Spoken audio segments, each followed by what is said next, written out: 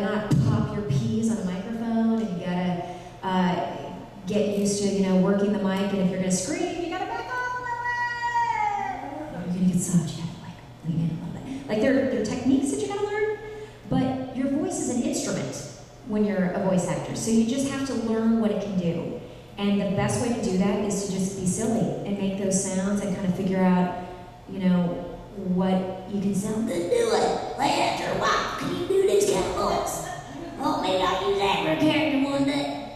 And maybe I'll just go up really high. So it's ta-da, that's what we do for a job. It's an instrument. This is your, I'll turn away if you guys want to run for the door now. Really freaked up.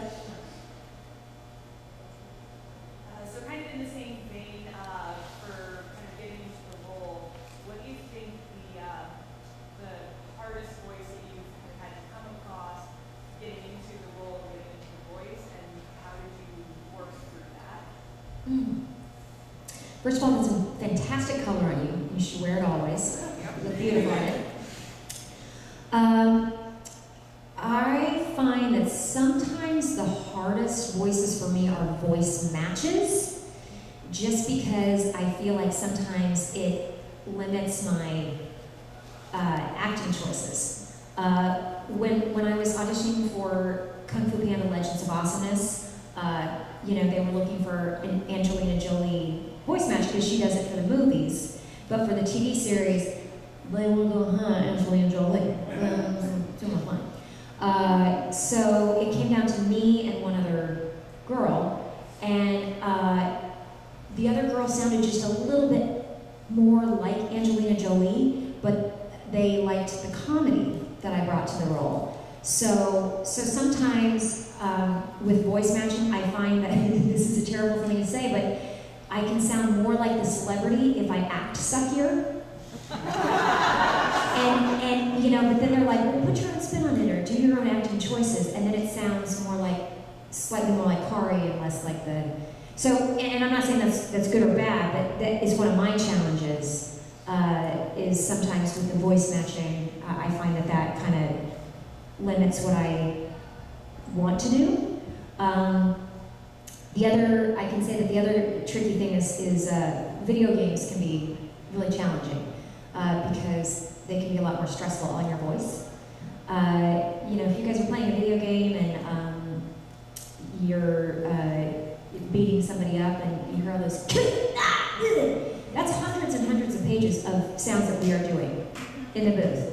You literally will have pages of a script that say, small hit, react, medium hit, react, large hit, react, small electrocution, react, medium electrocution, react, large, and it goes on and on like that so by the time you get to the end of the session, a lot of times your voice is really trashed. So you have to learn kind of as you go on in this career, ways to take care of your voice or ways to place things in your voice so that it doesn't hurt you as much, or that you can sustain a character. Those are the things that come to mind. I hope that answered that question. Yes. Hello. Hi. I'll be loud. I recognize your voice from San Diego. Oh my gosh, yes. It was really good. Oh, thank you. I play Sheena, aka Tigress, another Tigress, in the new Netflix Carmen Sandiego series.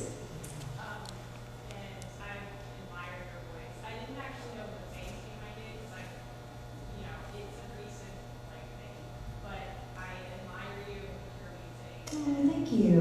One day want to become a voice actor. Awesome. What would your tips for a new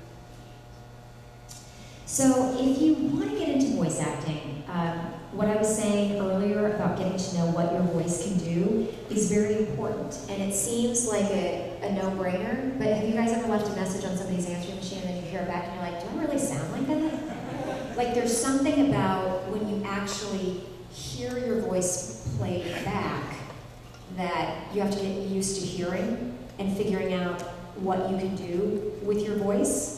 And it's not like you have to do 3,000 different things. If you can do 2 or 3 things really well, develop those 2 or 3 things really well.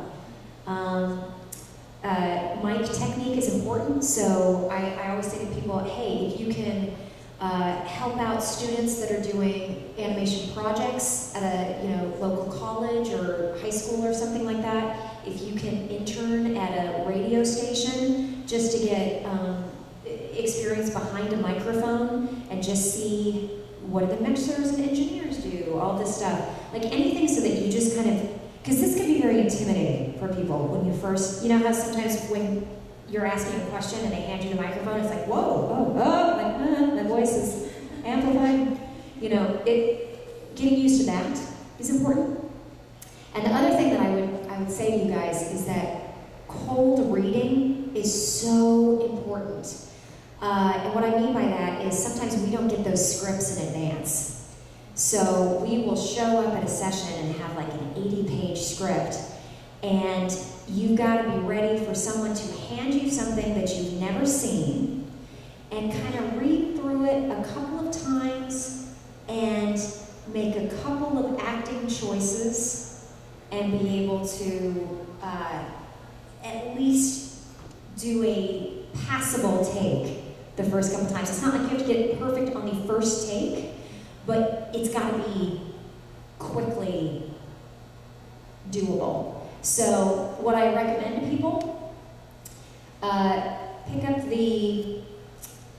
the instructions manual for your microwave, or your refrigerator, or your DVD player,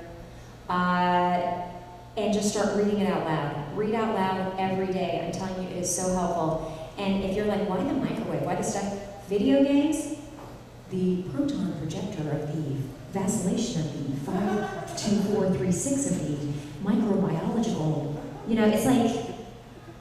it's like Japanese, and it's so technical and so wordy.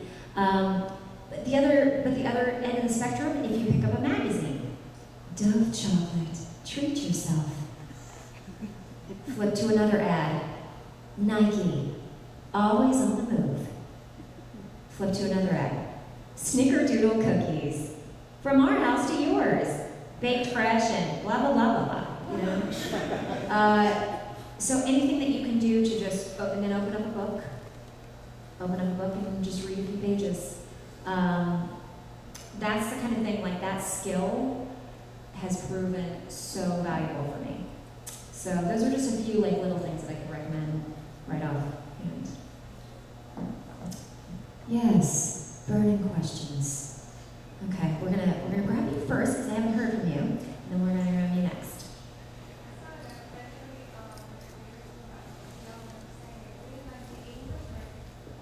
It's really like the English version of how the document came out, so I was curious if any of the Japanese players to you and said they really liked your take on the character voice-wise. They have, which is so incredibly flattering. I mean, maybe people are just saying this to make me feel good, but apparently there's a tiny fan niche in Japan of people who are fans of the English dubs of the Japanese anime. So apparently I've got 5 passionate fans in Japan that love my dubs, love me hard. No, but yeah, it's the thing about anime. I mean, it's true with original cartoons as well, but there's, I think, an extra responsibility to honor the original material. There are certain characters in anime that if I were just voicing it the way I would interpret it, I would do it totally differently. But this is a character that's been created and put out there and beloved. And so I find that I feel a little bit of an extra sense of responsibility when I'm dubbing it into English to try to honor that performance and that initial character and vision. So that, yeah, when a couple of the creators and I've met the voice actress that did Haruko in Japanese, and we were just both like, oh, I'm here, I love you too. It's very special. I think you had a question. So, how do you go about like making a character, like developing, developing your own take on a character, whatnot? Paul said make you just like a dumb impression of a celebrity. That seems like a great way to make a character. So, like, how do you what's the process for you? That's a great question. How do you create a character? And this also goes to anybody that's interested in maybe pursuing voice acting. The biggest misconception about voice acting is that it's just putting on a funny voice. It always comes from the acting place first, the character point first. So, with anime, you're doing a different process because you're syncing everything up. But like, let's say for a U.S. cartoon, you take clues from anything that you have in the audition. If there's an image or artwork of the character, do they have big jowls? Do they have buck teeth? Are they tiny? Are they big? Do they have big wide eyes? Do they have little teeny tiny eyes? All those things can influence like the character that has these kind of eyes.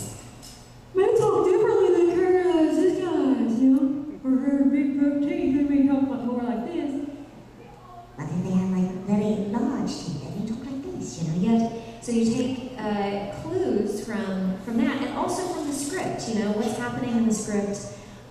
What's the relationship between the characters? How does this character feel about that character? Do you get a sense of the age? Like, all those things are clues. And that kind of factors into the voice that you create for a character. And the thing is, sometimes you may be completely wrong, and that's okay. Because it's more important to make a strong choice than the right choice. And I'll give you a perfect example. So one time I got this audition, and it was just this girl character talking to this boy character, and there was no description of what was happening in the scene. So I'm just like, okay, I'm gonna just take a stab at it and be like, I don't want to see you here again. I'm kidding, I really do. I want to see you as soon as I can, and so I'm doing that. And they liked the audition, and they brought me in for a callback. And they're like, hey, we loved the tone of the character, we loved the voice. You're talking to your brother. Now, I didn't know that. It didn't say anywhere in the description of the thing. And the thing is, they know that. They know that you don't know. So then it's you going in and being like, I never want to see you again. I'm kidding, I really do. I want to see you as soon as possible. And then it's fueling it from more of a familial place rather than a lover place. And so it's always better to go with the strong choice if you don't have all the information, because they'll give you that information later. And hopefully it won't involve incest. Hey.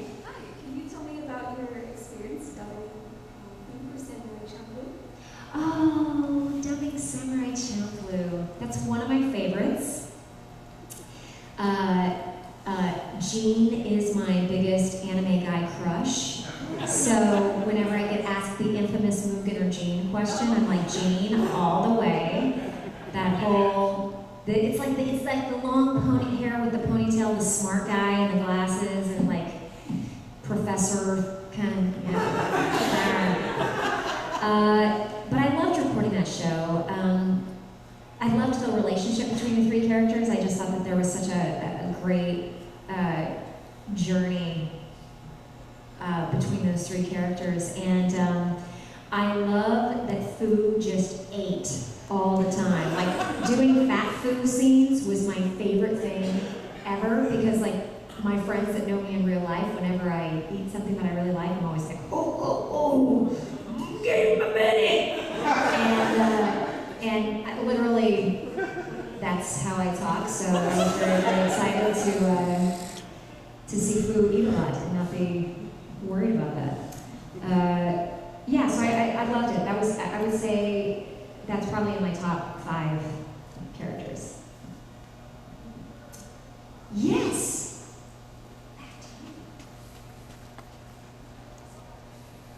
So, can you tell us some funny or interesting stories about your work with Rick and Morty? Okay. Rick and Morty. So, you know, how that all came about is I did this Disney show called Fish Hooks, and I played Chelsea Girl. And one of the 3 main characters on that show was played by Justin Roiland, who created Rick and Morty and also does the voices of Rick and Morty. And so when he was holding auditions for this, you know, little pilot that he had made, he made sure that they sent an audition to me for Jessica, the love interest, and I ended up getting the part. So, and then he and Dan Harmon are they're just geniuses. Like, their brains just work on a smarter, faster level than mine will ever work. So it's just fascinating to kind of see them. They direct the sessions too, and just take charge of things, and to be a part of it and see it evolve over the seasons is just insane. It's just crazy and awesome. I was telling you the story about the Keep Summer Safe episode. I had done the voice of Rick's spaceship in another episode, just a few lines, and then I was like harassing them in the session, and they're like, we should totally write an episode where the ship gets really snarky and has a whole storyline. And that's how that developed. I will say that more of the weirder stuff has happened now that the show is out and popular at conventions. So Jessica, you know, Morty is constantly fantasizing over Jessica in the show, and so I have gone to some conventions where I've gotten some incredibly interesting fan fiction. I've gotten some incredibly interesting fan art, and there are people that have had me record a video message that I don't even want to think of what kind of context they are playing that at home. So I would say kind of the fan base has been crazy. Yeah, the recording sessions themselves are pretty just fun and straightforward, and you know, me fangirling over how smart Justin is. Yeah. Awesome, thanks. Just gonna double check. Anybody back